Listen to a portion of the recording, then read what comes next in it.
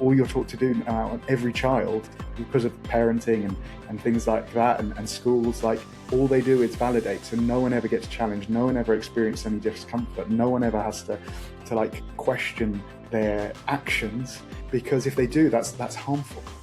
It's like, what if the mental health crisis exists because we followed the wrong guy? Yeah, childhood trauma, the links between childhood abuse and adult mental illness are actually far more tenuous than we've been led to believe. And do you know how many studies Freud conducted? Wow. Zero. Absolutely zero. Yeah. No studies. Yeah. Wow. Never tested any of his theories. So this is kind of how therapy like explodes. Like someone will say something, two school teachers in the 90s will say trauma gets suppressed, and then it just travels around the world. Richard, welcome. Hi, James. Thank you for having me here. Thank you for being here. Can you start by telling our listeners a little bit about you? For those of you that don't know you, what is your mission and how do you help people? Yeah, so I would say my mission is to alleviate suffering. I think that's why most people get into mental health work as a counsellor, therapist, or breath worker. And I have come to the conclusion that some of the things I was doing and that I was trained to do are not helping people. They're not alleviating suffering, but they're perpetuating suffering, and actually in some cases making clients worse off, and in some instances making the industry take the benefits, there's financial benefits and things like that. So I'm a researcher now rather than a practitioner as much. Okay. And I'm a speaker and a writer. And I guess I'm the vice president of a coalition for ethical standards for mental health as well. So I guess I'm also a bit of I don't want to say activist, but kind of. So it sounds to me like you started out your career with training as a psychotherapist, but then you've changed direction and pivoted as you've moved through your work. It feels like now there's different areas that are sparking your interest and causing you to want to focus in slightly different way. Especially what I'm hearing about, see, the focus alleviating suffering, but something's going on with the psychotherapy world, and it feels like you're trying to elicit change in that respect. Does that make sense? Yes, for sure. Yeah. So if you want my kind of history, how I got to this, it was I started out as a life coach. I just thought I'd talk about nutrition, and I owned a gym at the time, a CrossFit gym, and I was a fitness model. And then, nutrition would ultimately get into the world of psychology and, why people are eating. I could tell them what to eat, but it's why they choose not to eat those things. And so I decided to do a holistic counseling training, which was like, kind of therapy, but not really therapy. People who want to do therapy, but don't really want to do the full 3, 4, 5 year training. Then I was like, okay, I'll do the 3, 4, 5 year training. And I guess as I learned more and more in that psychotherapy training, the master's program I was in, I kept on getting disappointed by things, because I came into the work being like, therapy really helped me. It must help everyone else. Therefore, I had problems with depression, eating disorder, anxiety, suicide attempts, all sorts. And therapy got me off rock bottom. And I think a lot of people make the assumption that if it works for you, it will work for everyone. And, I would recommend it to my friends and family, and they would be like, yeah, I tried it. It wasn't great. It was okay. I'm glad I tried it. Now I know it doesn't work for me. And I was annoyed by that. And I was like writing essays for my master's being like, therapy is obviously amazing, and anyone who doesn't agree is just in denial. But then I would see these like meta-analyses of like, therapy only helps 48% of people with anxiety, and 47% of those people relapse. And then when you take out publication bias, like Pim Kuipers did in his big meta-analysis, it's like maybe it helps only 20% of people. And I was like, no, this they're just not doing the right kinds of therapy. And then I would see the meta-analyses comparing the therapies and learning about the dodo effect, how all therapies kind of work about the same, and none of the therapies, the new age ones or the somatic ones, have any benefit over CBT. CBT is still the gold standard, despite me always saying, oh, just CBT is bad, it's too shallow. The deeper stuff, that's what people need. And then I would look at the studies on the deeper stuff and it would be less effective. So I just kept on getting more and more frustrated. And then I was struggling with addiction, with food. And I'd see the addiction recovery rates were like 8% with therapy. And I was just, I just had enough, basically. And I was like, I'm taking a break. I'm going to pause my master's. I'm going to go traveling. And at the same time, the pandemic hit. So it kind of shut everything down. I wasn't doing my master's. I wasn't doing the traveling. I had just become a breath worker at the same time, a conscious connected breath worker. And I was having amazing results with that. And my clients were having seemingly amazing results. And I was volunteering for a charity called Duty to Care, who we were giving free services, mental health services to the NHS. And I'd get calls from doctors and nurses and psychologists who staff the NHS being like, I've heard about this breathwork thing. What's the evidence base? And I'd be like, oh, there's kind of a pilot study. And someone did a quantitative analysis with 7 people in 1993, but they didn't really follow up. And they would just be like, yeah, thanks, but no thanks. I couldn't give it away. So I was like, okay, I'm gonna do a research program. I'm gonna pause my psychotherapy. So I moved to San Francisco, got enrolled in a PhD program over there, and then did this, the largest ever randomized controlled trial on conscious connected breath work. It went really well. It was published in the highest impact factor journal of any breathwork research to date. And large effect size, statistical significance, reduction in anxiety, really, really positive results. And that was kind of my mission, like being like, I think breathwork's really effective, but it could be just like leeching, leeching we thought was great, but it wasn't. Like, is it really creating symptom reduction? And yes, seemingly it does. And then since then, I still teach on a breathwork teacher training program called Breath Guru with Alan Dolan and my wife, who is a therapist. And I speak. I'm going to Germany next week to speak at an academic conference. But at the same time as being like, your breathwork's really good, I'm sort of going back to my psychotherapy training and being like, why is this not working as well as it's advertised to, or why is it making some people worse? And that's how I've developed a big following on, I don't know, big. I've 125,000 followers on Instagram and like 11,000 on TikTok, but it seems to really resonate with people online. And I think people are kind of ready to hear that, mental health awareness is good, but doesn't just mean we should just be hysterically going mental health, therapy. That's kind of how it feels like. Just more therapy is good. Some people are ready to be like, well, actually, what kind of therapy for who? What messages are we doing? What are the outcomes? And I think we need more refinement in the space. There is a lot to unpack there, and I'm excited to get into that because just picking up on what you just said there about there seeming to be a hysteria sort of in the social media community and society at large, I guess. But it's great that we're talking so much more about mental health than we ever have been, but something doesn't seem to be changing for the better. And I'm curious to know what's going on there in your experience. What's happening?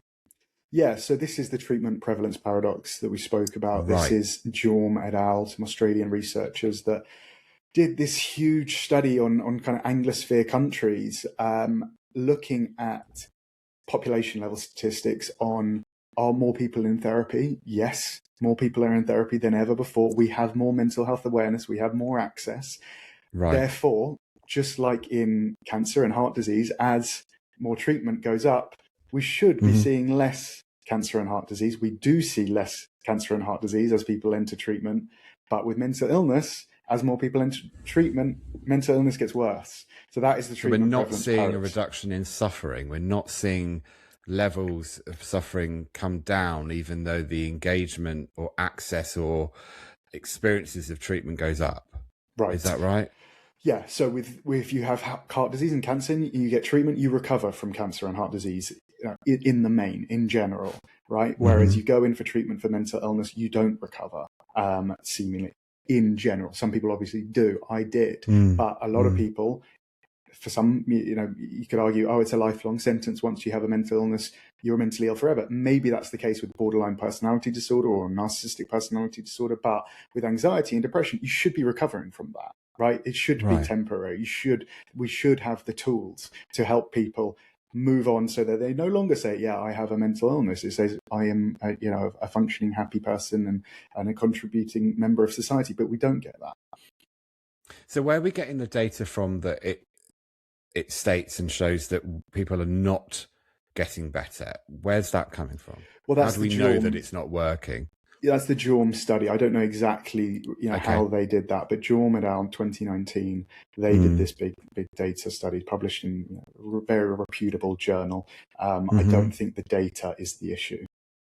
It sounds like then we're trying to address a complicated phenomenon, but one that might in particular be speaking to perhaps people that are entering into some form of therapeutic intervention and not getting better, and so therefore maybe are being kept somehow stuck, or that the therapy that they're accessing isn't effective enough to really champion and elicit sort of positive change and healing. It's more that something's wrong systemically with the way that we're approaching therapy.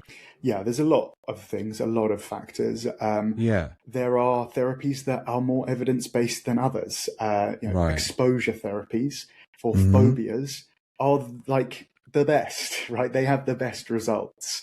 But there's this thing called therapist drift, where basically therapists learn to do CBT, the most evidence-based thing, but then they read the latest modern trauma theory book. They read Gabor Mate, and then they're like, "Oh, Gabor Mate, he's the guy. I'm going to do trauma work with everyone, even though they have a phobia rather than trauma." And so they, whatever the latest trend is in therapy, therapists tend to drift over to do whatever they really want to do instead of sticking to the evidence-based stuff. And there is a big shift in culture to validating people's feelings instead of calibrating people's feelings. So phobia, I think, is a really good one. It's like if a child has a fear of dogs, you don't say, you can say like, "Oh, I understand you're scared of dogs. Yeah, dogs are scary. Let's leave those dogs. Let's go inside and never contact another dog." That doesn't heal that person's phobia. That just perpetuates it. Whereas a better strategy, like in phobia treatment, it's slow exposure over time. It's like, should we get a little bit closer to that dog? Should we ask the owner if that dog's friendly? Sure. Okay, cool. Maybe tomorrow we'll come back and see that dog. Maybe we'll pet that dog tomorrow. Maybe we'll let that dog lick our face. You gradually increase exposure over time. But we're with modern therapy culture, and I speak about therapy culture a lot. It's not just the therapists in the therapy room. It's the influencers. It's the clients who are apparently now coming in. I did going off on a tangent a little bit about language is a big thing, and I did a post about language, and one therapist said, "My clients come in now using more therapy language than I do." Right? It's everywhere. And there's this whole thing of like, just validate someone's feelings, even if it's like an irrational feeling. And trauma is another big thing I talk about. Like we've completely jumped the shark with trauma, and I think it's another reason that people are getting worse rather than better. I think it's really important that we restate and reaffirm what you just said there about a focus being on validating someone's feelings rather than calibrating someone's feelings. It feels like in your experience that's what's contributing to therapy being ineffective, or some forms of therapy being ineffective. Are you saying that we're staying too much in the validation realm and not moving across into calibrating, which from what you're saying is helping somebody reframe, readjust, relearn what they're experiencing so that they can live free from something like a phobia or anxiety or OCD or something like that? Perhaps we've become too empathetic almost. We're staying too much with the feelings. Suicidal empathy, that's the one thing I've heard. That's more of a sort of a political critique, suicidal empathy. But I think it's come from therapy culture of like, you just need to be empathetic. All you need is to be empathetic. And there's a study, I know we're going to talk about family estrangement, but there's a study on family estrangement where they interviewed adult children who'd cut off their parents. And they asked them what was helpful, and they were like, it was helpful when family members told me they understood and that it makes sense, or the therapists who said, oh yeah, that makes sense. And then they said, what was unhelpful? And it was like one therapist, kind of challenged me on my decision to cut off my parents. One priest challenged me on my decision, to suggesting that I wasn't right to cut off my parents for a really minor indiscretion. So it's like, this is the kind of the dilemma that therapists and that priest was in. Is like, you can, some people are cutting off their parents for like really, really trivial things. Not abuse, not like genuine abuse, like most people think it is. And rather than being like, well, you cut your parents off for saying that, like, they're just being, they lose their client. It's like, you validate or you lose a client. So it's like, the therapist, I understand their dilemma. It's like, all you're taught to do on every child, because of parenting and things like that, and schools, like, all they do is validate. So no one ever gets challenged. No one ever experienced any discomfort. No one ever has to like question their actions, because if they do, that's harmful with trauma. And I think it's another reason that people are getting worse rather than better. I think it's really important that we restate and reaffirm what you just said there about a focus being on validating someone's feelings rather than calibrating someone's feelings. It feels like, in your experience, that's what's contributing to therapy being ineffective, or some forms of therapy being ineffective. Are you saying that we're staying too much in the validation realm and not moving across into calibrating, which, from what you're saying, is helping somebody reframe, readjust, relearn what they're experiencing, so that they can live free from something like a phobia or anxiety or obsessive OCD or something like that. That we're not, perhaps we've become too empathetic almost. We're staying too much with the feelings. Suicidal empathy, that's the one thing I've heard. That's more of a sort of a political critique, suicidal empathy. But I think it's come from therapy culture of like, you just need to be empathetic. All you need is to be empathetic. And there's a study, I know we're going to talk about family estrangement, but there's a study on family estrangement where they interviewed adult children who'd cut off their parents. And they asked them what was helpful, and they were like, it was helpful when family members told me they understood and that it makes sense, or the therapists who said, oh yeah, that makes sense. And then they said, what was unhelpful? And it was like, one therapist kind of challenged me on my decision to cut off my parents. One priest challenged me on my decision, to suggesting that I wasn't right to cut off my parents for a really minor indiscretion. So it's like, this is the kind of the dilemma that therapists and that priest was in. Is like, you can, some people are cutting off their parents for like really, really trivial things. Not abuse, not like genuine abuse, like most people think it is. And rather than being like, well, you cut your parents off for saying that, like, they're just being, they lose their client. It's like, you validate or you lose a client. So it's like, the therapist, I understand their dilemma. It's like, all you're taught to do on every child, because of parenting and things like that, and schools, like, all they do is validate. So no one ever gets challenged. No one ever experienced any discomfort. No one ever has to like question their actions, because if they do, that's harmful, apparently. So there's a maybe an erroneous belief now that challenge is inappropriate, is cruel, is unkind, is and the only way to really connect with someone is to empathize and show them unconditional positive regard and lots of compassion. But it feels like what you're saying, that's just keeping some people stuck, because there's no friction, there's no call for somebody to self-reflect and evaluate their own worlds, to think objectively about something subjective. It's almost like there's you know, there's just a constant validation, reassurance, and reinforcement. But that's not, from what you're saying, going to move somebody into a place where they can grow. Absolutely not. Yeah, and I've got a couple of examples. So one sibling reached out to me after talking about family estrangement, being like, my sister cut off my parents because she claimed that they beat her. And they didn't. You know, we've got 4 or 5 siblings, and everyone says no, she was never beaten and she was never touched. But she's made up this thing. She believes it happened when, you know, everyone else says it doesn't.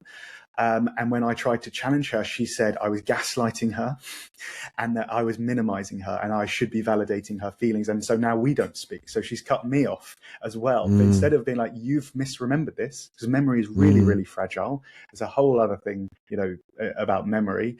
You can't challenge even your own sister, even when all your siblings are on one side, because there's already the therapy language to be like, oh yeah, well, they must be gaslighting, they're minimizing, and they're colluding as well. There's all this stuff of like, oh yeah, the family will try to keep the dominant narrative, and if you're the black sheep, everyone's colluding against you.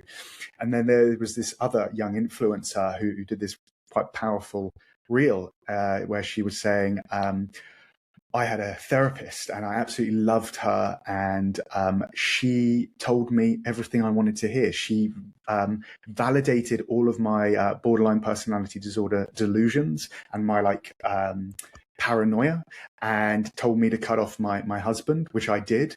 And then I told my other friend, like, oh, this therapist is amazing. And then a few years later, my friend was like, oh yeah, she told me to cut off my husband as well and my parents. And I found out the therapist was cut off from her parents and the therapist was cut off from her husband. And now I realize, like, I was in a borderline personality disorder, delusional phase, and that therapist validated all of it instead of being like, this, you know, these are paranoid. These things aren't happening. It's really powerful because I feel like we're perhaps, and please tell me if you have a different take on this, but not all, I mean, the history of therapy, you know, therapeutic approaches, I mean, I believe it's sort of the history roots are in psychiatry, going back however many decades or, you know, centuries even. But it's almost like certain ways of therapy evolving focus primarily on like the therapeutic relationship and the empathetic bond that can be formed between client and therapist. But it feels like we're moving away from that now, and it's sort of like the foundation was built on showing somebody unconditional positive regard, empathy, and, you know, really making the focus on listening to them and validating them. But something's shifting away from what I feel like are the therapeutic roots to now something new is blossoming, where it's, I don't know if people are saying that's not a thing at all anymore. You don't have to empathize or validate at all, or whether it's about trying to find a more realistic balance in how you support somebody therapeutically. Yeah. So yeah, the history of therapy is interesting with, you know, Braun and Freud and Adler, and, you know, that's my kind of most successful reel, was comparing Freud to Adler, basically saying, do we have a mental, you know, it's a thought experiment. It's not based on anything, but it's like, what if the mental health crisis exists because we followed the wrong guy? We had Freud and Adler, who are the two main theorists, you know, at a certain period of time. Freud is psychoanalysis. Yeah, Freud is Adler psychoanalysis. He's more behaviorist. He's more like CBT. And I feel like while CBT is like the gold standard and it's what you get supposedly in the NHS, it's not what a lot of therapists are really doing. They're doing Freud. They're doing what happened to you, who did something to you. That is the only explanation for your mental illness. Like you're 27 and you've just developed an anxiety disorder. What happened to you when you were 5 years old? Who said what to you when you were 7? And yeah, childhood trauma, the links between childhood abuse and adult mental illness are actually far more tenuous than we've been led to believe. Yeah. So you're saying you think there's too much emphasis placed on the past, and not enough about processing in the present and moving beyond the history? Let me explain a little bit about trauma theory, where it's at and where I think it should be. At the moment, it's something could have happened to you when you were 10 years old, and then when you're 40, you remember it and you develop anxiety or panic attacks or borderline personality disorder.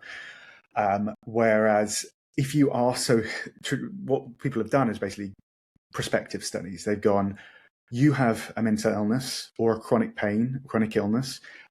Did anything happen to you when you were a child? And they're like, yeah, it did happen. Things happened to me.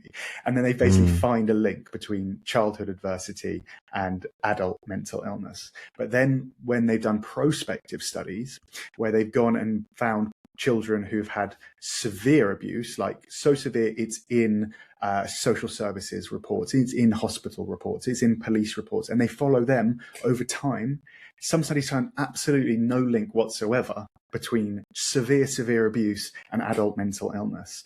Some studies find like a 20% correlation. So it increases your probability of having a mental illness by 20%. So that's it's not nothing, but it's not everything like modern trauma theory suggests. And then they look at twin studies. There's some really big ones done in like Iceland and Sweden, and they found that childhood adversity didn't really account for anything in adult mental illness. There are some small correlations, but it's really, really not what we've been led to believe. And so this is the focus of a lot of therapy. It's trauma healing. You have to heal your trauma. You have to go back into your childhood, figure out who did what or said what to you to explain why you are now, which is really discounting heritability. So heritability is a conversation I don't think we're having enough. We're talking enough about. Borderline personality disorder, 70% heritable.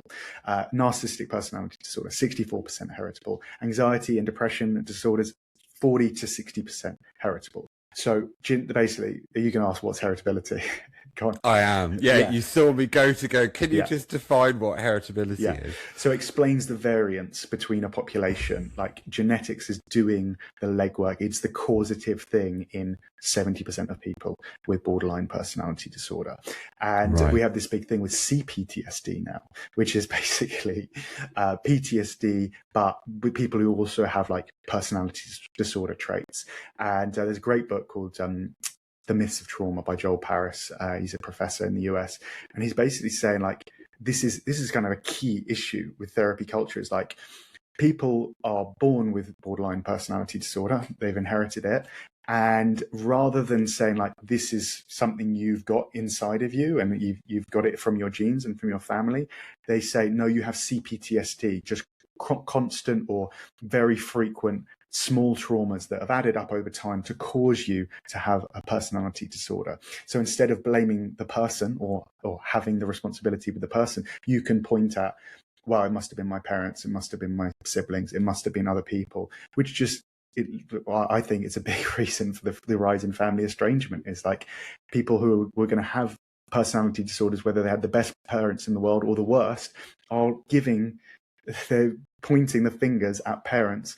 And often in those cases, like people with PTSD and borderline personality disorder, they have personality issues or traits that lead them to misread situations. Their threat perception is different to a normal person. So they can perceive like a normal conversation as threatening and then be like, oh, that traumatized me. And then the parents are like, what are you talking about? I didn't traumatize you. That was normal. Like, people say these types of things to each other all the time.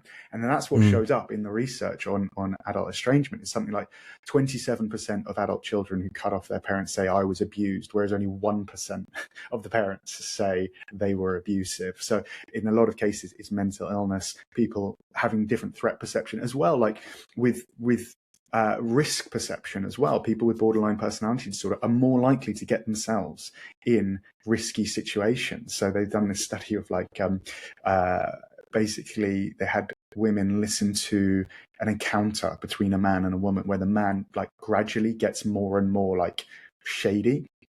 And the people who have had more sexual abuse, they click later for when it's risky. So they permit things that normal people without personality disorders don't permit. And they found that was predictive as well. Like they did a prospective study. The people who clicked later were more likely to get themselves into situations where the sexual abuse occurred. And this is a really tricky line you have to walk. It's like, victim, is this victim blaming? But then it's like, well, why are some people, is it really helpful to say you have no power over sexual abuse at all? Like, there's nothing you can do. Whether you get sexually abused or not is completely down to the abuser. It's not. Some people put themselves in riskier situations and do not have the red flags and do not see them as quickly as other people. I think that's helpful to say, you have this personality type, you need to be more careful, right? Sure. And this is one of those things of like, what I'm talking about is like alleviating suffering. It's like, just by telling someone who's been sexually abused, 100% of it was that person's fault. That's not alleviating their suffering. That's not going to protect them from future things. Like, I'm about to have a daughter. I'm not going to tell to my daughter, oh, whether you get sexually abused or not was just random chance. Like, no, there are things you can do that I want you to do and not do to not get yourself in those situations. I think that's protective. I think that's helpful. And I'm sure some people will say, well, there was nothing I could do in my situation. And yes, I bet there are situations, you know, like in a war zone when a soldier comes in. That's not to do with someone's threat perception. That's 100% to do with that soldier, that invading that other tribe. It sounds like you're saying that it's largely context based. So, but within that, and I really want to get into this a little bit more, because it feels like you're saying that it's nature, not nurture, for some mental health conditions. Am I getting that right? I'm not saying, it's not binary. It's not binary. Okay. No, it's a spectrum, as everything is with mental health. And there are things mental illnesses that are more to do with genetics than less. Attachment disorders, for example, are only like 2 to 3% heritable. So that is far more about parenting. Sure. Some markers are there. Some people are born genetically predisposed to some conditions, but not all. Some are more nurture related, relational, life experience based problems, but some are definitely to do with being heritable. And is there something in there about that, like I think the term's epigenetics, where something in the environment turns on the gene? Yes, for sure. Is that a thing? Yeah, definitely. So the genes load the gun, the environment pulls the trigger. But I think again, people fall into thinking that's a binary. Like there are some things that are 99% heritable. So you can have 99 situations where the trigger is going to get pulled and only one situation where it's not. And you can, with attachment disorder, you can have only, two situations where the trigger gets pulled and 98 that aren't. So again, it's complex, it's varied. And there's this woman keeps coming on podcasts. I like her kind of general approach. Like, she's kind of pro family and sort of pro men in some regards. But she keeps on saying this thing like there's no genetics of mental illness. They've never found a gene for mental illness. And it's kind of a partial truth, in that they found a gene that they thought was like the anxiety gene, and then they replicated it and they found, no, it's not the anxiety gene. So they're like, see, mental illness has nothing to do with your genes. Therefore, let's just talk about your problems. Like, who you are is all, your mental illness is all down to your experiences, and therapy will cure everything. But that's not the case. Mental illness is polygenetic, right? So just like your height, there's no one gene for height, but how tall you're going to be is mostly down to how tall your parents were. Yes, there are environmental things in extreme cases that can mean you're shorter or taller. And same with mental illness. Like, there are several genes, many genes that they haven't fully identified, that contribute to more likelihood of mental illness than other ones. And I mean, it sounds like that's a very empowering thing to know, but very difficult to get people to understand. I'm not sure how that would play out for people listening that are sort of, they're keeping on board. They're like, okay, so it is genetic, but it's also context and it's some environment. And so I wonder how does that actually fit people like day to day with their conditions and managing their mental health? how does that translate and positively or not impact on them knowing that information? Yeah, well, I guess one of the sort of goals of psychotherapy is self-awareness. And if Right. you are, ignoring 50% of what makes up your personality, that's, with genetics, you're not being self-aware. Like that influencer who was like, my therapist validated my BPD delusions. She can now go, well, I know I'm prone to delusions. That's part of my condition and that's partly heritable. I'm going to be a little bit more discerning about, whether or not I cut my husband off because of a delusion, right? You can like change your life and change your behavior based on knowing yourself better. So knowing that it's nuanced, but there's, for some people, there may be a large percentage that's who I am in my makeup, but also then I've still got to take personal responsibility in terms of how I act and what I know about myself and how I help myself. But if someone's thinking it's purely just like through therapy I can change this, they're setting themselves up to fail in some respects, or their expectations are not at a balanced level. Yeah. So there's another gene called the COMT gene. So this is about neuromodulators, and basically people with the COMT gene clear stress hormones more slowly than the rest of the population. So let's say I think I'm one of these people. So my dog is like, she's a really great dog. Everyone loves their dog, but I've been told by trainers like she's a really like emotionally healthy dog. We went into, and I'm not an emotionally healthy person. That's what this example is going to show. We went into a dog park, me and my dog, and they have like 2 gates. Before we got through the second gate, a really nasty dog, one of the dogs that should be illegal, came in. Before I could even get the leash off my dog, had it by the throat, pinned it down, was like killing my dog. My dog was squealing. I eventually managed to like choke the dog out with its collar. And I had a big fight with the owner, and he left. And I was so shaken up. Like I was walking around the dog park, just like flooded with stress hormones. My dog shook it off and just ran off to go and play with those other dogs, right? Some dogs would just be cowering in the corner for hours and hours and hours. My dog has this ability to like rebound from stressful environments really, really quickly, whereas I don't. So for me, I know that if I get in a stressful situation, I need more time to calm down. I know that I can't just go from that environment into doing a podcast. I'll need 10 minutes, an hour to be by myself, to meditate, to regulate myself. That is how I can take responsibility for the fact that I have more stress hormones than the average person, and I don't calm down as easy as other people. Okay, and that name of that gene again? COMT, C-O-M-T. Some people have that and some people don't. Correct. Which then impacts how quickly they can acclimatize and come back to homeostasis and basically calm down after a very stressful event. Yeah. So if you find it very difficult to calm down after a stressful event, it's likely that you might have the COMT It's possible. gene. Yeah, I don't know how prevalent it is, but yeah. Yeah. Do you feel like that having the knowledge more from a psychological perspective is helpful for people, or do you think that some people might not be able to process and relate to the psychology of it?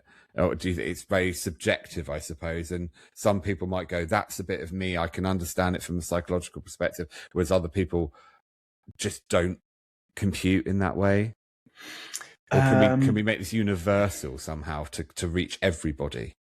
Yeah, I think I understand your question, and I think the answer is no. We can't make mental illness is really complex. I think that makes it interesting. I think that's what makes life interesting, is that there are so many variables that are just too big for my brain. But we can trend in the right direction and do things that are helpful and learn from our mistakes. And yeah, you can go too far. Like I have issues with digestion. I used to be super obsessive with my digestion and not eating seed oils and gluten and dairy and sugar. And then just the stress of just trying to manage that diet was worse than the actual symptoms. Like we can overdo things. Orthorexia is this, obsession with how you eat. And I reckon there's probably going to be an obsession with doing your meditation and doing your morning routine and getting the right amount of sleep. Like, you can go too far. It's happening with Fitbit watches and phone apps, and we're constantly tuned into how much quality sleep did I have, and what's my heart rate right now, and am I logging everything that I'm eating, am I logging all my activity, and much more. People sending off their blood to get their entire history of every potential illness they could get. And I'm not, there's light and dark in that, but it feels like that somewhat speaks to what you're saying, that we could lean too far the other way and actually stop living, and we're more preoccupied by stats and science than we are about actually being here right now, experiencing life. Yeah, and I think there's a part of that with psychotherapy and the retreat addicts. I'm sure I was a retreat addict for a few years. I started therapy, did one 7-day retreat, and then another one, and it's dopamine seeking. I was obsessing with peak experiences. I was obsessing with, just like when you get a 1,000-piece puzzle, when you see two bits that connect, your brain lights up. It's like, brilliant, dopamine, I figured something out. And I think therapy can get addictive for some people as well, because they're like, oh yeah, this, my friend said I was fat when I was 11. That's why I have this eating disorder. Like, maybe, but also I did a DNA test that shows I have a really high likelihood of having binge eating disorder. There is a DNA test for that. So I could have had that binge eating disorder, whether or not this guy said I was fat when I was 11 or not.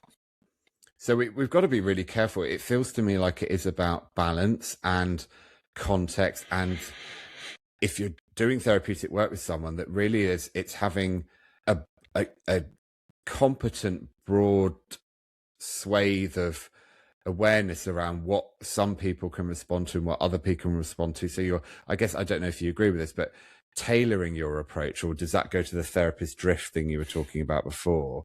I'm just trying to think, how do you actually effectively help somebody then, if you're thinking, well, actually, we're all individuals, it won't apply to everyone, we've got to think about what someone's experiencing subjectively, or do we? I'm really curious to know how you would conceptualize all of that. How is the best way to help someone, or do we need to take, is there a universal approach, or do we have to take people's individuality into account? Yeah, for sure. And you need to look at conditions as well, like what's the etiology. So I was having an argument with an influencer. He's basically calls himself the Anxiety MD, which to me seems like he wants more people to be anxious because then he's got more people to treat.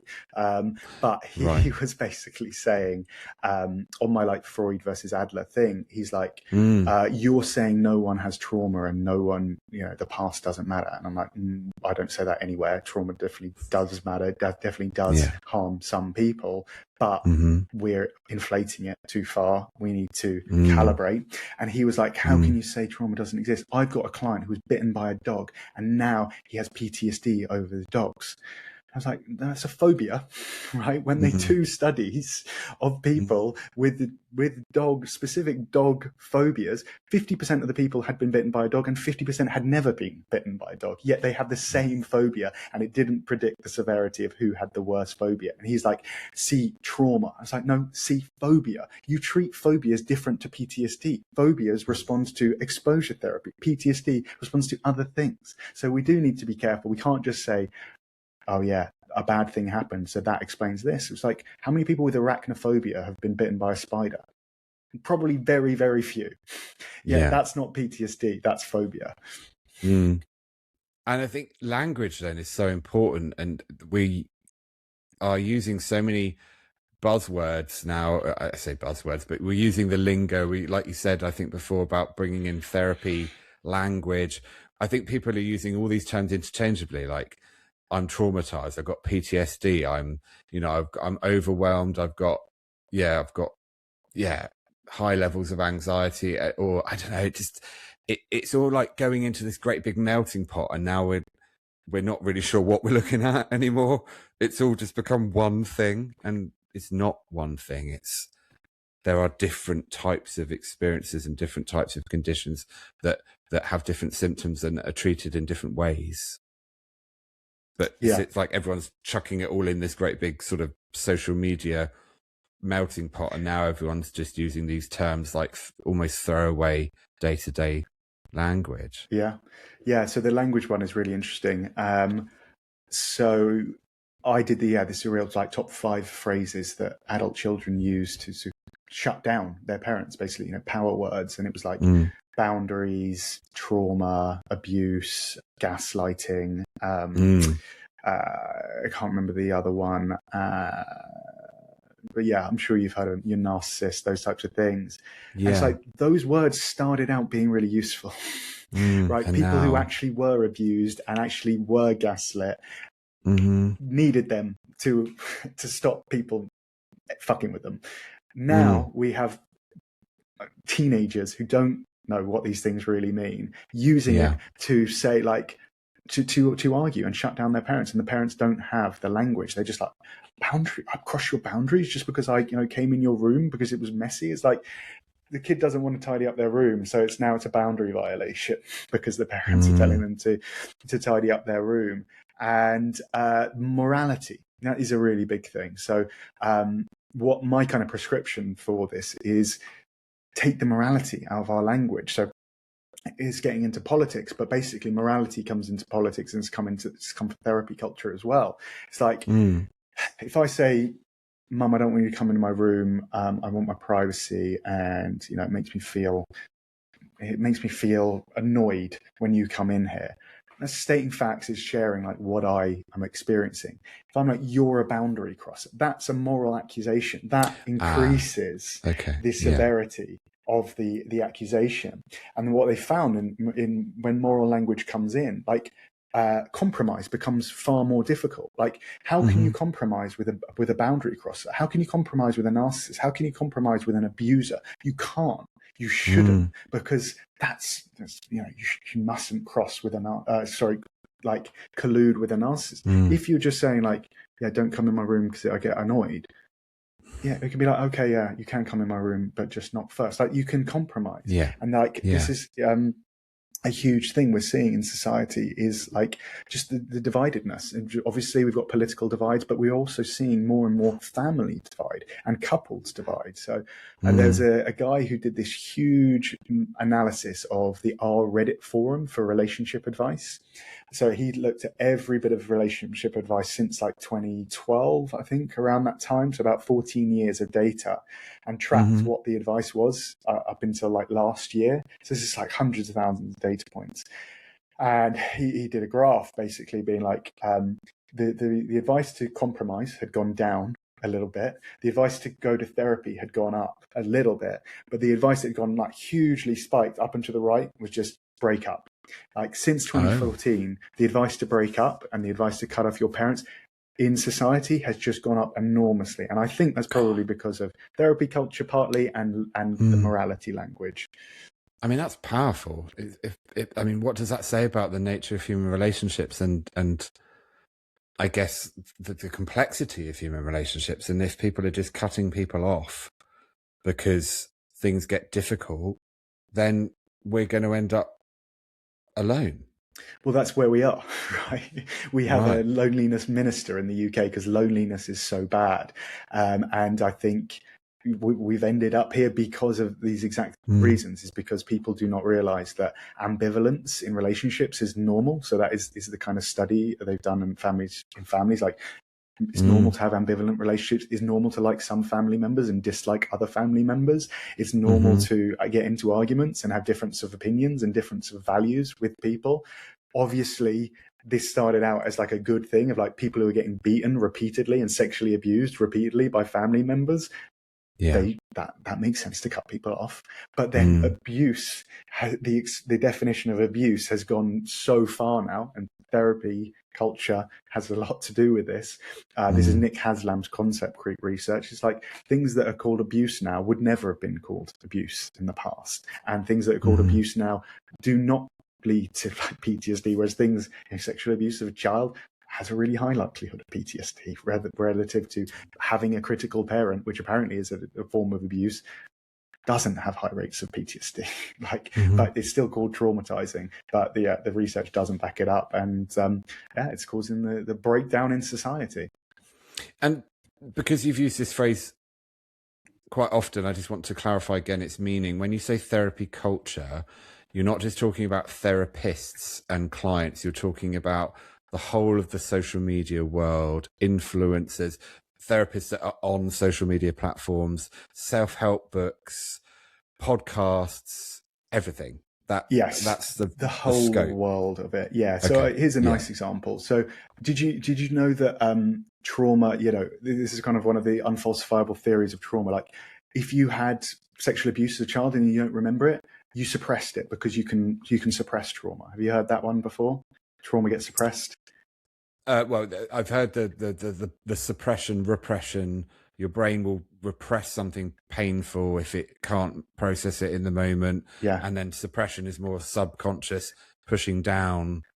Right. Tell me about the context you're sharing. Do you know where that comes from? Which academic study that comes from? Is it psychoanalysis, or No, I'm not sure? It's from two school teachers in 1992 who decided that trauma gets buried because, the mind disassociates. It's never been found in the research, but it is in therapy culture, right? Even you as a therapist knows this thing. So Freud's, that whole repression as a defense mechanism thing. For trauma, no. Yeah, supportable. No, it's and do you know how many studies Freud conducted? Well, zero. Absolutely zero. No studies. Never tested any of his theories. So this is kind of how therapy explodes. Like, someone will say something. Two school teachers in the 90s will say trauma gets suppressed, and then it just travels around the world. But the opposite is the case with trauma. The main symptom of PTSD is intrusive thoughts. When something traumatic happens, you can only think about it. It haunts you. The idea that you suppress it is not evidence-based. So that's therapy culture for you right there. Two school teachers deciding that trauma gets repressed, and then 30 years later still people believing it. Yeah, because it's sort of insidious. It just gets embedded in and then spread, and then even people like myself, are picking it up, going, "Oh yeah, well that's part of a theory, a modality, that's truth in some circles." But we need to, I guess, start questioning more and looking more in current studies, like looking to the present moment rather than looking back and thinking, well, this was said however many decades ago. Yeah, exactly. I mean, if you're looking for what causes mental illness, let's say in an adult, obviously we've spoken about genes, severe abuse, like, as I say, really severe, that involves the police, maybe a 20% cause of mental illness. What causes more is biology and lifestyle and diet, especially in the UK. Seasonal affective disorder, lack of vitamin D, blood sugar spikes, lack of exercise, loneliness, stress from your relationships with your partner, your parents, your boss, your lack of friends, lack of religion or spirituality. Well, not spirituality. Spirituality is not a buffer against mental illness, whereas religion is. There are so many things in someone's present that are more likely to be contributing to their mental illness than something that happened to them when they were 10 years old that was they probably healed at the time. So I mean, that's another thing with PTSD, is like the modal response to PTSD is resilience, not trauma. Like, people think that if something bad happens to you, you will have PTSD, and if you don't, you're avoiding it, you're in denial, you're repressing it. As I say, when you look at prospective studies, people who go through the worst stuff some of them have unbelievably successful lives. 90% of Encyclopedia Britannica's most notable people of all time lost one or both parents before the age of 14. Like, to me, losing both my parents before age 14, that was like the worst thing I could think of. Yet those people go on to shape the world and don't have mental illnesses. This idea that we should avoid all bad experiences is not, it doesn't really help people grow and develop resilience. So those people that have those life events happen, for example, losing both parents, and then go on to achieve wonderful things, they might not have been taught through therapy or therapy culture how to be resilient. So do you think some of them will have just had resilience inbuilt, and that's just like how some people vary in terms of their levels of being able to cope with highly stressful and traumatic situations? Some people persevere, other people don't, and like some people won't need intervention, some people will. Yeah. Yeah. So there's a cool study from Australia where they looked at firefighters and they measured their levels of neuroticism. So neuroticism is like, in the research, it's, it's just bad feelings, negative affect, like recovering slowly from bad mood, getting worried, perceiving slights more harmful than other people. Right. And basically, the higher they were on neuroticism before the traumatic event, the more likely they were to have PTSD afterwards. And so those are factors that are there already, which Those then are heritable traits. heritable. Yeah. Okay. And then so a traumatic event happens, and if those heritable traits are present, then they're more likely, in this example, to get PTSD. Exactly. Whereas some people that don't have the heritable traits you might describe it as then are more resilient, or is that not fair to say? I think you can say, yeah, they're more resilient. Yes. Okay. And there is a skill gap as well. Like, resilience is a skill you can learn and practice with doing hard things. So hormesis, the idea of hormesis is like what's behind going to the gym. You stress your muscles, you break them down a little bit, they grow back stronger. Same with ice baths. This is the reason that Jack didn't survive after he got pushed off the door in the Titanic.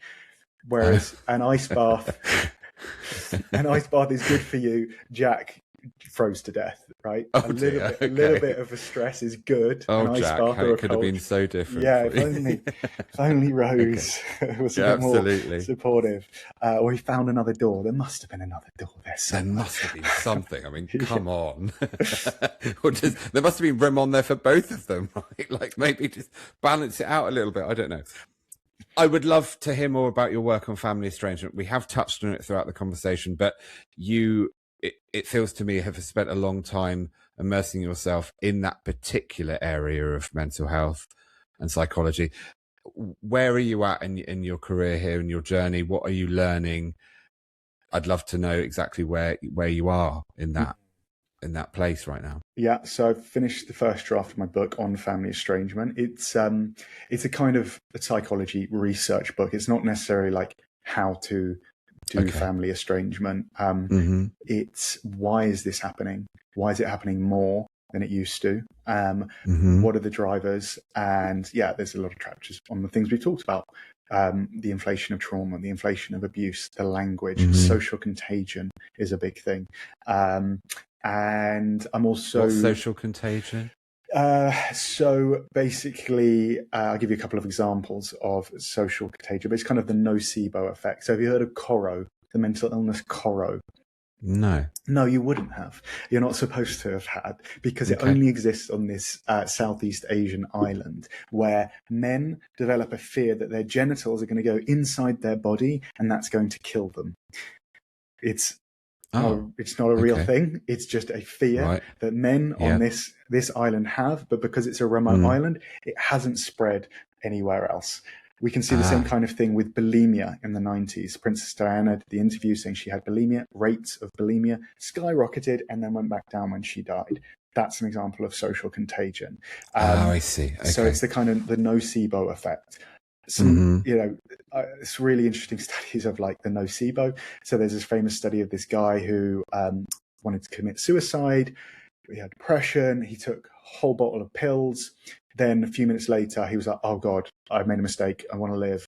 Rushed himself to the hospital, got himself to the hospital, was just about to collapse. And he was like, I've taken all these pills. Here's the bottle. They started measuring his blood. His blood pressure started dropping. His heart rate started dropping. They called the number and they're like, quick, what's this? What's in these bottles? What's in these pills? And they're like, oh, he just got the placebo. There's nothing in them. It's just a sugar pill. And then they told him this.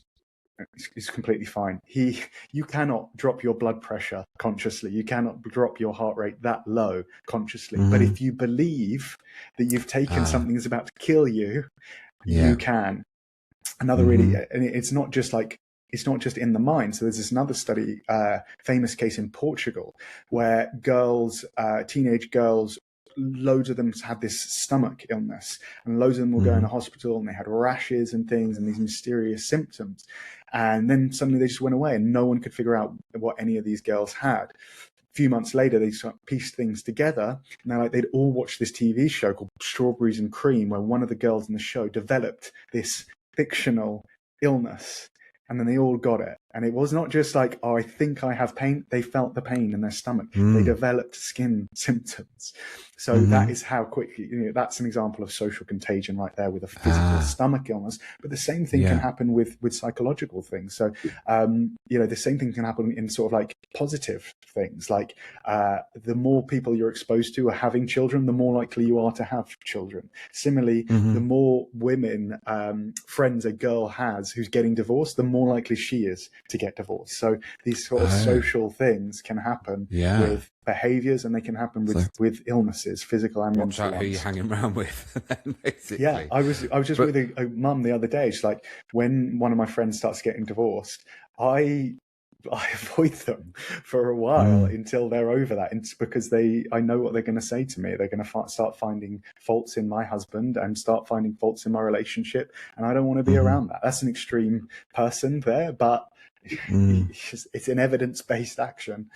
I mean, maybe you could say that to sort of distill it down to make it like core, it might be that if you're around negativity or positivity, like attracts like, maybe. Yeah, absolutely. Yeah. And so, that's happening with family estrangement. Like I said, that therapist who, with the BPD client, she wanted her clients and the people around her to be cut off from their parents and their husband like she was. So what are you learning around that particular area of mental health and people struggling, that family estrangement, that it's on the rise, that people are cutting their families off more and more now? Yeah. Yes. I mean, there is no like big study showing a rise in it. There is certainly I've looked at Google Trends. There's a huge spike in searches for family estrangement and cutting off your parents. But it's not a very well researched thing. Some people say it's not a trend, but certainly it is a trend in some regards, in that we're speaking about it more. And what seems to be happening is people are cutting people off for less and less severe things, and people are cutting off not over what you think. So there was one study that found that people were more likely to cut off someone because of different values, like political values, than for someone who'd committed actual crimes. So even a violent criminal is less likely to be cut off by their family than someone who voted for a different party. So it's not, people are saying it's abuse, but actually the research is showing it's more to do with values. And then a lot of, the comments I get is, oh, if my parents just apologized, it would be fine. They did a study and they found that apologies didn't make a difference. What mattered was the severity of the transgression in the person's mind. So how badly that adult child had been wronged. The apology made no difference, but then the adult children are demanding apologies, and then the parents are saying, I did apologize, and it doesn't make a difference. And kind of the adult parents are right in this case. You mentioned something earlier about, and I'm going to try and keep this train of thought, but you mentioned something earlier about religion and spirituality, and I didn't go back into that, but it was a very interesting point around buffers around mental health. But I wonder whether or not, I mean, I think this is coming from my stance in terms of looking at it through a spiritual lens. Oh, you might just argue that it's looking at it through like a human lens, but if someone has apologized and then the apology is not accepted, and that they're not practicing forgiveness, you could argue that it's their choice. So if something terrible happens, or whatever it may be, whether it's values or falling out of whatever description, and someone goes to apologize to repair, and then that person still frames that as such a betrayal or a break of trust that they can't move past it, they're not willing to receive the apology and then move into forgiveness, then that relationship is permanently severed or broken or Kind of. not. Yeah. Kind of, because it feels like you're saying that if apologies don't work, then surely it's on, the onus is on the person who was wronged to decide whether they want to forgive. Yes.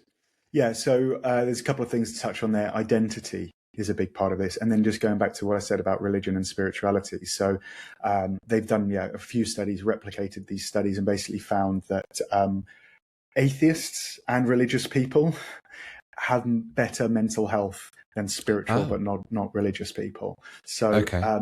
I don't know which way the arrow of causation goes. Is it mentally ill people are likely to be attracted to spirituality rather than religion, or is it that religion has benefits that spirituality doesn't? I think it's probably both. Okay. And it doesn't really matter which religion. It's just all of them kind of Organized pretty religion. well organized religious. So I think we know what we're talking about, Christianity and Judaism, etc. Rather than New Age spirituality, which is sort of like a mishmash, pick and mix of every different sort of culture around the world, and it's often very like it's not really held together by anything other than, well, I don't know what, but it's not really held together with like ritual and community and things like that. I think community is a big part of why religion is effective for that point. But identity, I think this is a part of spiritual culture and therapy culture is victim culture. It's like, Can you explain to me what that is, and to everyone listening, just so we're clear? When people are saying victim culture or victim blaming, what is that? Well, victim blaming is being like, oh, you know, I happened to me once. Like, I got kidnapped, and someone got angry at me for getting kidnapped. Like, I was drunk. Okay. I was so drunk. do they use that as their in for being cross with you? Yeah. Instead, I was like, I was kidnapped in Thailand. I had date rape drugs, and awful things happened. Like got robbed, was in hospital and stuff. I'm over it, right? I don't have PTSD from it or anything. That's another sort of thing. Why I didn't get PTSD from being beaten up and, you know, thrown off motorbikes and stuff. Family member, first response was angry at me instead of giving me a little bit of sympathy. I think they should have been sympathetic first and then talk to me about sort of the dangers of walking around a beach with a bucket of alcohol in your hand that is prone to getting things thrown in it. Okay, that is where I could have been more careful. I could have, you know, just drunk out of a bottle with a small neck to it rather than a bucket in Thailand. So that's where, you know, I think victim blaming is not helpful, to immediately get angry at someone for being kidnapped. Okay. Is that not the same as victim culture? Victim culture is identifying, creating an identity around being the victim, being oppressed, right? And a lot of it is about Marxism. Obviously, a lot of it is in politics. People want to be seen as the victim rather than the oppressor. That's kind of trendy. We've moved away from dignity culture, supposedly, to victim culture. In the past, dignity culture was, you got kidnapped. Oh, you're handling it so well. You're not crying. You're not complaining. You're bouncing back. Good for you. Now it's, oh, you got kidnapped. Oh my God, you must have such bad PTSD. Like, do you want some time off work? Can we give you some money? Can we give you some accommodations? How much therapy should we do? Like that's victim culture, or you know, more like, let's say it was me. Oh, I got kidnapped. I can't do that. I don't want to. I'm not going to come into work today. I'm going to have a mental health day because I got kidnapped 10 years ago. It's sort of abusing the system to get what you want, right? And there's a big thing of sickfluencers now. So it's TikTok influencers who are telling people. I can't keep up. Yeah, sickfluencers. There's too many portmanteaus now for me to get my head around. There seems to be one new coming out every day. But yeah. So it's people telling people how to game the system, how to get accommodations from the government and from schools and from their jobs and things. So it's another one of those things that started off really well. You know, a safety net for people who couldn't work is now an incentive structure for people who want to game the system in part. And, you know, obviously the system collapses once too many people start doing that. And so, yeah, it's a bit, come back to identity. It's like, if you have your mental illnesses in your TikTok bio, that makes it harder to recover from, right? If you're always the anxious person. I saw someone wearing a t-shirt the other day saying, hot girls have anxiety. Like, we are glamorizing mental illness, which makes it harder to recover from. But then going back to what you were talking about around family estrangement, and perhaps if people apologize, but yet that's not enough and apologies don't work, they're not looking for an apology, how do you repair? That is what we are trying to figure out. So I'm like head of the research committee on this coalition, Ethical Standards for Mental Health, and we are in the process of designing a study to look at who repaired, how they repaired, what caused the repair, as well as looking at people who tried to repair and didn't. And this is kind of another thing. It's not really a binary. It's like there's an estrangement for a year, people make up and they come back. It's like they're estranged for a year, they had a conversation, they spoke for 6 months, then they cut off again. It's sort of cycles of estrangement. So no one's done any research on that, and that's what we're trying to figure out in the coalition. So your book is soon to be published, or you're somewhere in that process. First draft, I think you said. I'm not familiar with the process, but I'm sure there are a few things you have to go through. But if you were to sort of maybe crystallize a little bit more about what's culminated in the result of that work, what have you learned through writing that? Well, yeah, a lot of things. Some insane stories about why people get cut off, and some really tragic stories of people getting blamed for things they didn't do. And our therapists are sort of creating a lot of that. Some therapists are creating, I get a lot of, my wife is a therapist. She's not causing any estrangements. She's like, I don't do that. And this is the criticism I get online when I say therapists are doing this, and they'll be like, no, they're not. And I'll be like, here's a load of examples of therapists doing it. Like, it's grammatically correct to say that, like, if two therapists are doing it, then I can say therapists are doing it. Therapists are doing it. Yeah. But then some people be like, you're saying all therapists are doing this. I'm like, no, I'm not. That's how you're reading it. Obviously, I have a lot of good friends, family members that are therapists. I know that they want to help, and I know that they generally are helping. And there are therapists who are making things worse and think they're helping when they're not. So is the tone of the book hopeful, or is it more to present a balanced view of the real struggles and problems that people go through? You said, I think it's more research based. So are you delivering the findings of that research? I do say at the start of the book, like, if you're expecting like a balanced argument, this is not it, because the argument is not balanced at the moment. The argument is people should cut off their parents, and that parents cause mental illness. That is the dominant culture. If you see those influencers, they have millions of followers, whereas I have hundreds of thousands of followers. The dominant narrative is therapy culture good, parents bad. Adult children are heroes for cutting off those oppressors. My book is yes, there are people who should cut off abusive parents, and there are adult children who are abusive to their parents and who are getting wrongfully stolen valor. They think they have PTSD. They think they're like war heroes from like things that are not causing them PTSD. There are other things that are causing them to suffer. I'm not saying these adult children aren't suffering. I'm saying the etiology of their suffering is incorrect, and the solutions they are being presented, i.e. cut off, is not helping them. It's leading to worse outcomes. And that is what the research shows, is that both parties in a cutoff have worse mental health after the cutoff than people who are in conflictual relationships. So the findings are, I think, helpful for the for the parents who are just being painted as the villains. I think it's helpful for them.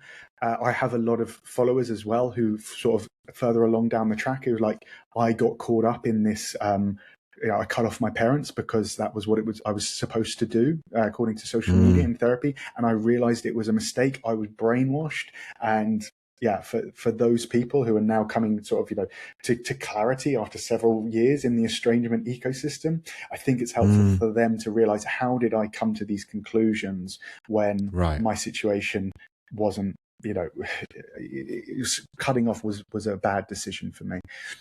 I like what you said a moment or two ago when you were describing it. It's like keeping the conversation going. It's that you're not denying that, the place of therapy, and that some parents do really harm their children, etc. But the bit you said was yes, and so it feels like we've got to go deeper. We've got to broaden the conversation. We've got to move away from trying to apportion blame and encourage all of the nuances to come out around human relationships. And you're in danger of doing more harm, I think, by what you're saying, is if you come down really hard and land really firmly in one particular camp or one stance and say, well, that's just the way it is.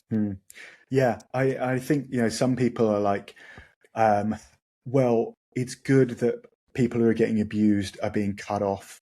That's where the conversation should end. Like, you are making people question whether or not they should cut off their abusive parents. And I'm like, yeah, fine. Some people should question it. And false accusations are one of like the most powerful human stories we have. Like, how many movies do we have about the person who was wrongfully put on death row? Right? False accusations is a horrible thing. We should, stand up for that injustice. And I think, I'm a football fan. I'm a Chelsea fan. Maybe that's put me down a few points in some people's minds. But with diving, right? Diving is like this false accusation thing. It's like sometimes footballers dive to gain an advantage, right? To gain a penalty, to get someone a yellow card, or to get sent off. Sometimes some players are so skilled, they will deliberately run into someone to make it look like they got fouled when they didn't get fouled. The guy was just standing there with his legs out. The attacking player initiates the contact to make it look like they're the victim. Similar things are happening with family estrangement. But then you could say, like, okay, we have yellow cards for diving. And that's good. Yeah, like, that's a false accusation. Someone gets punished for a false accusation. Then what you see sometimes is someone will get fouled and they'll stay on their feet and they won't get a foul. So it's like they have to exaggerate things to get the foul that they deserve. So it's like there are so many different situations with the football, the diving, and the flopping, and with family estrangement. Some people need to be vociferous about things to get the recognition they deserve, and some people are just outright lying. Some people have been tricked into thinking they've been fouled when they haven't. So what needs to change? I've looked at a lot of your social media content, and your messages are incredibly powerful and thought-provoking, and it gets me to think and challenge my own professional and personal take on things. It feels like you're on a mission to elicit change. How would you try and conceptualize what needs to change out there in the therapy? What's the word we've been using? The therapy culture. Therapy culture. What needs to change in the therapy culture? And is it even possible for that change to happen, or have we gone too far? I don't think we've gone too far, but yeah, this is the kind of dilemma I get is someone will say, you're just criticizing therapy to sell your breathwork. So I basically stopped selling breathwork. I was just like, okay, I'm just a speaker. I'm just a researcher. And then I'll present a problem with mental health and people will be like, so what's the solution? You can't just give us a problem and no solution. Like, I thought people were annoyed at me for giving a solution. So it's like, damned if you do, damned if you don't. Right. So I can't sell things, but people get annoyed at me for not selling things. So I don't know, maybe they want me to work completely for free, but unfortunately I'm not in the position to work 100% for free. I do work for that coalition for free. That is my charity work. So yeah, what can we do? I think we need to take politics out of therapy. We talk about diversity. There's no diversity in therapy and therapy culture. You are one of a huge minority being a man therapist. Something like 80% of therapists are men, and one study found like 90% of therapists are liberal, and 40% of them would discriminate against a conservative colleague. So the side that are saying discrimination is bad, diversity good, are not really practicing what they preach. The APA is in the US is not just left; it's like far left, right? I think we need more balance. We need more moderates. We need moderate left. We need moderate right. We need to, take politics out of therapy, and that's another part of therapist drift and therapist convergence. So there's a phenomenon in therapy called therapist convergence, where clients will start to adopt the values of their therapist, and this is one of the ways that people the rifts in family start. Someone can go in with like moderate opinions, let's say center left, and their therapist is far left, and they become far left. and then they go and they hang out with their family who are centrist, and they no longer share the same values. I don't think therapists should be trying to convert people to their political beliefs, and it is happening. People will say it's not happening, but it is. So yeah, that's one of the key things is removing politics and having a more balanced conversation. I'm a fan of Jonathan Haidt. I believe both sides are important. I believe in that saying of you don't destroy, you don't preserve the bees by destroying the hive. Like, you need to preserve institutions, and you need progressive ideas to move society forward. Whereas I think that we've just gone into a dichotomy of it's either all, well, certainly in therapy, it's all far left ideas, and we need to bring things back to the middle to have a bit of both sides.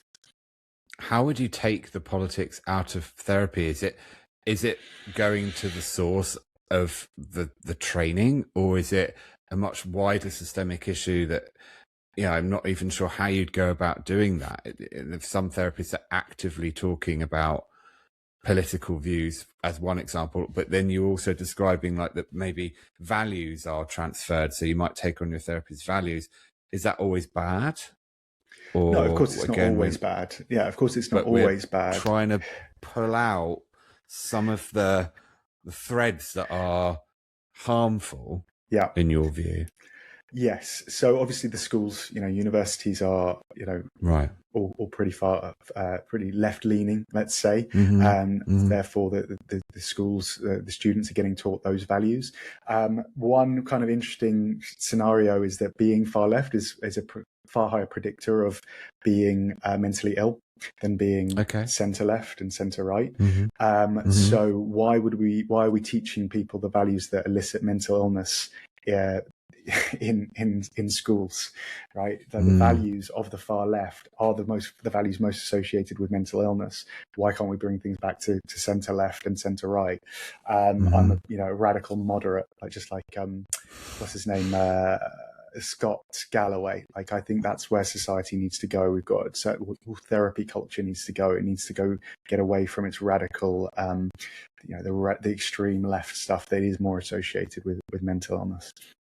Can you give me an example of the extreme left influencing mental illness? PTSD. I saw, here in the US, there were, with ICE, school teachers were basically saying all these kids now have PTSD and it's going to cause them generational trauma because they're under stress. Basically, they're worried that they're going to get deported and their parents are going to get deported. The normal stresses of life, like those things, these are not like violent cases.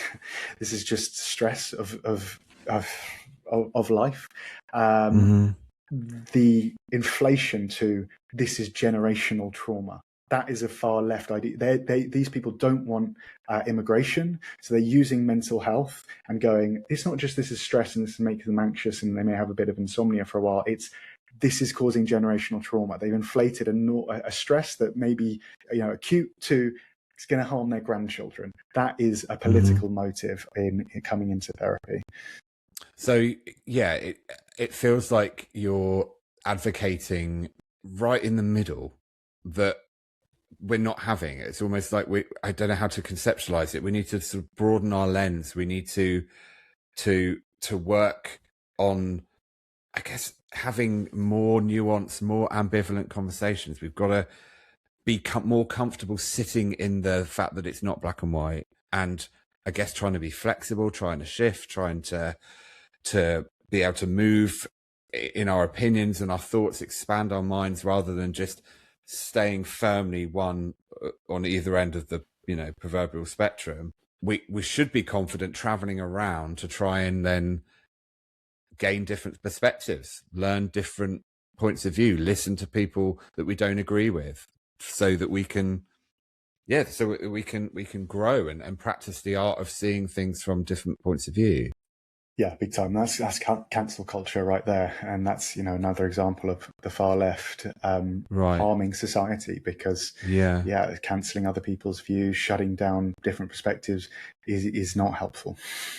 Is your view somewhat optimistic that so we can elicit change, we can move away from the more harmful aspects of the therapy culture that we've talked about, we're not stuck. We, you know, like with all influencers having their platforms now because of social media, we're not losing ourselves beyond being able to come back.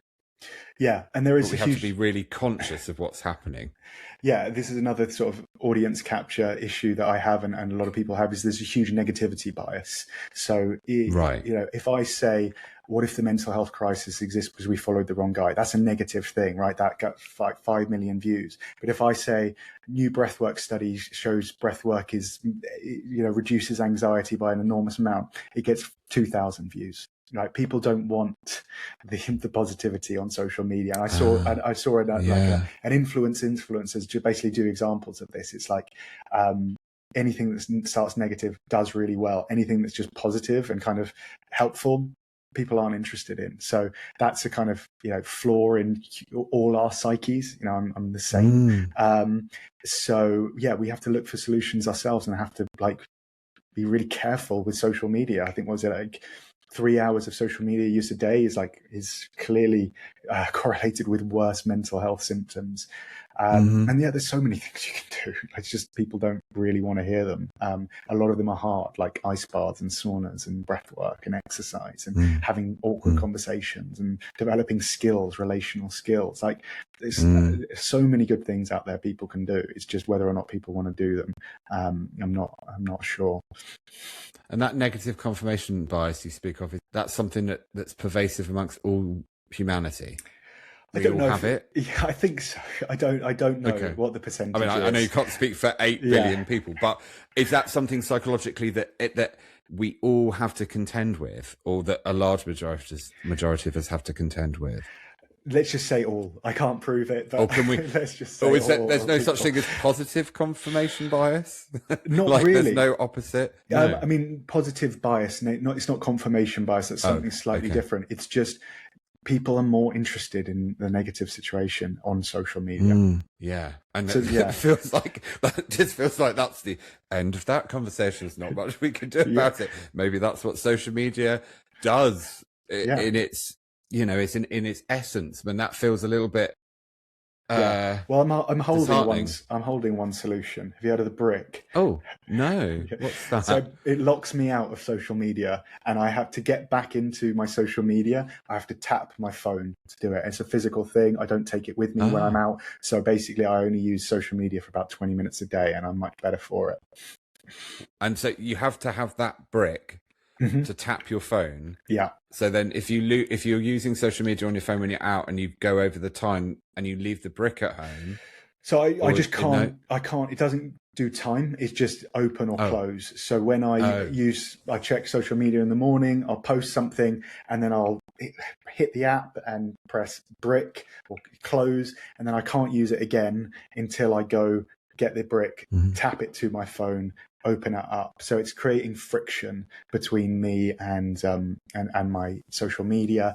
And the downside is you have to brick it yourself. It doesn't turn on automatically. I think you can actually set like times where it will automatically brick itself. I've realised what brick yourself means in other contexts. What does it mean? I'm so naive. As in, yes, I see. In your trousers. I was so absolved in what you were saying. I was like, what does it? Oh, I see. Yeah, I see. Yeah. Yeah, it doesn't mean you brick yourself. No, it bricks your phone. No. Okay.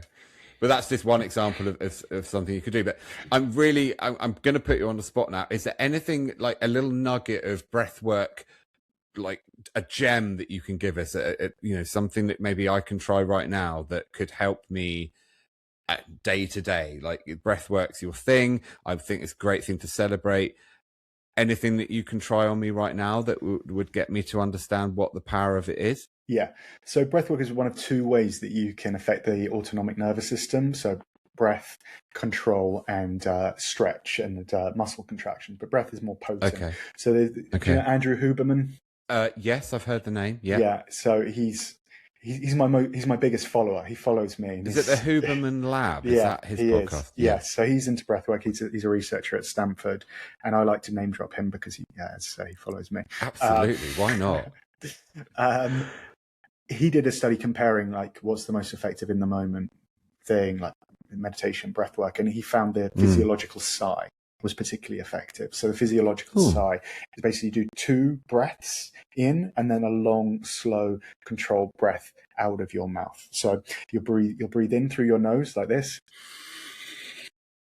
And then you do like a second breath at the top, to like pop open the alveoli. So is that the second breath? So after the intake, so you get a long, slow inhale, and then once you're at the top, you do another like one. Like a sharp inhale. Yeah, okay. Yeah. And then you exhale slowly through the mouth. So slowly, like at least 4 seconds. So you can do, maybe 10 seconds. So yeah, you can try that now. We'll do 2 of those. I'm going to try. You ready? So, okay. So how long am I counting in for? Or do I not? Let's do 4 seconds in. So here we go. Okay. Inhale through the nose, 2, 3, 4, then one more, and then exhale through the mouth, 2, 3, 4, 5, 6, 7, 8. Inhale again through the nose, 2, 3, 4. Extra inhale. Exhale through the mouth, 2, 3, 4, 5, 6, 7, 8. How you feeling? I'm all tingly. All of a sudden, I'm tingly here in my head and started to enter my hands and into my thighs. Yeah. Is that tingle a good thing? Probably not. Is that oxygen? Oh, it's not a good thing. Okay. It's not a bad thing. It's going to go away in a second. Okay. But probably you've overbreathed a little bit there. So that's one of the kind of keys of breath work. It's like, but people would be like, take a deep breath. You're stressed. You're anxious. It's like, take a deep breath. Yeah, but it's got to be really slow. So I probably should have counted you a little bit more there. So for you, maybe it would have been like a 5-second inhale and a 10-second exhale. Because if I was to do that too much, I could like topple over. It'd be hard work to do that, but yes, it is possible to do that. Basically, you're blowing off your CO2 too much. Oh, I see. Okay, and there's a YouTube video. I think is it Wim Hof? Yeah.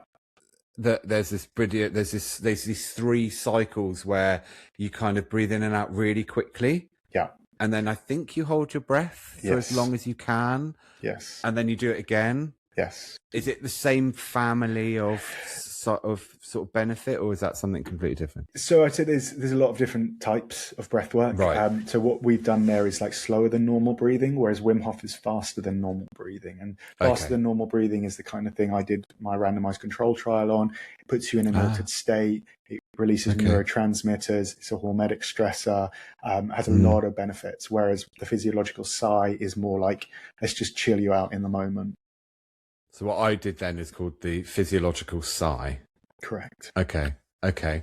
Noted. So if I was to do it again on my own, be counting myself in a little bit more. Slow down as much as you can. Yeah. Slow down as much as you can. Okay. Thank you for that. That was really, really good to experiment with in there. If there's anything you want people to know in the mental health space, I think you are growing a very considerable following. You're writing, and obviously you're doing your own work, alongside that. I think you said at the beginning you're pulling away from practice a little bit and going into research. But what do you want people to remember? I know it's a big space, but if you could distill down a little bit to something for people to go away and think about, what do you want people to remember that they can hold on to help navigate them through this therapy culture stuff? What can they ground themselves with that's positive in your opinion? Yeah, so people are suffering. I'm not suggesting people aren't suffering. I'm suggesting that the causes of their suffering are in many cases misaligned, and therefore the treatments for their suffering are misaligned. And yeah, it goes into the kind of the Freud v. Adler thing. Are we focusing too much on our past? Are we doing too much trauma healing and feeling our feelings, and not enough forward-looking things? Are we creating skills, relational skills? Are we learning how to tolerate discomfort? Are we learning how to be with ourselves in silence, in a breathwork session, in a meditation? Or are we blaming too many other people for our suffering? I think people do need to take accountability for certain things. I think there's also sort of expectations. I think this comes back to humanistic psychology and trophies for 13th place. People now think that if they're not earning 100 grand a year, they must be oppressed or something's not right. Capitalism doesn't work. But it's like, it's not a lot of people. As it's studied by Jean Twenge, basically finding that 3/4 of people rate themselves as above average employees. So only 1/4 of people can be above average, but 3/4 of people think they are going to be star employees, and therefore when they're not gaining the recognition and the salary of an above average employee, they think it must be someone else, when in reality only 1/4 of people can be above average. As in, because there's just in how this study was done, it was like a bottom quartile, lower bottom quartile, above average, and then in the top area. So there's this thing of like, people think they deserve like star treatment when they may be about average, and they're looking at social media and seeing people earning millions of dollars and then thinking the only reason that person's earning $1 million is because of something unfair rather than anything inherent in me. It's a very negative thing, but I think, if you want to, like, I wanted to be a professional footballer, but then I started playing with people who were going to go pro, and I was like, oh, they're a different species to me. I can't do any of that stuff. I'm not a professional footballer because I don't have that talent, and I'm not, I'm a psychotherapist. I'm not a astrophysicist. Like, this is another problem in psychotherapy is the level of intellect to be a psychotherapist is not the same as it is to be a doctor, or it's not the same to be an astrophysicist. Those people have IQs close to 200, whereas I do not have that. I have closer to average IQ. So I picked up in there that you were advocating, obviously, breath work, meditation, and self-development and self-reflection. It feels like maybe we should just be questioning more what we're consuming. And at least allowing ourselves to step away from what we're consuming, and at least we've got to be encouraging people to question things, right? And rather than taking them at completely face value, especially if they're consuming an extraordinary amount of social media time, that it's not everything that you're hearing is truth. There must be some merit in getting some distance, slowing down and thinking, what do I feel is right or true for me? I don't know if you agree with that, but I'm just trying to think of how else people might sort of, return to some sense of connectedness. It's touch not grass. Keep looking out, keep looking out, keep looking out. Yeah, touch grass, get out in nature, eat well, exercise, have healthy relationships, cultivate relationships with people that you care about. Yeah, for sure. Yeah. Okay. I mean, Richard, it's been a very eye-opening conversation in many, many ways.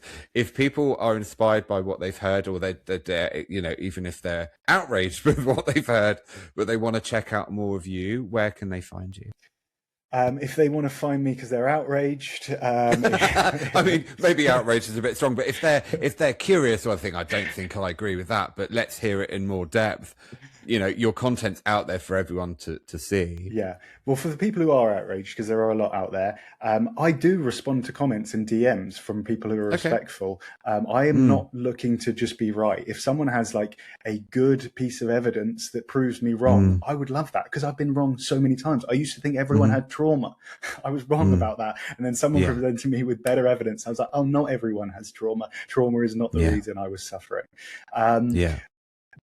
If people respect is key, so if you welcome challenge, but of course in a respectful way. Yeah, exactly. Yeah. So I'm at the Breath Geek on Instagram and TikTok, and it's richardlblake.com is my website. Okay, and why the Breath Geek? Is that it's like quite a fun name? Well, I did a breathwork training, and this is kind of a problem with breathwork world is like. We were doing a training and people would ask questions of the facilitators, and they were like, what's this, this tingly thing in the hands? And they're like, oh, well, we think it's about people who aren't letting go. And I was like, no, that's respiratory alkalosis. That's when the calcium ions. So basically I started like teaching the class, and they were like, oh, whatever, breath geek. And this is kind of the problem. It's like anyone can teach a breathwork training without any credentials. And they got annoyed at me for answering the questions they couldn't answer. So I took on that name. The passion, and you've clearly you have immersed yourself in this realm, in this field. You clearly are passionate about what you do. And so, yeah, great. If you could answer things that other people there couldn't answer, then I say good for you. But Yeah. I just want to thank you for all the work that you do. And I certainly think that there's a lot of powerful content that you put out. A lot of the sentiments behind what you say are really, really important. And I think people should check out your stuff. Yeah. Because I think you're someone that's readdressing a balance that's much needed. Yes, I think so. Thank you for saying that. But yeah, thank you for everything that you do. And thank you for speaking with me today. My pleasure. Thank you for having me.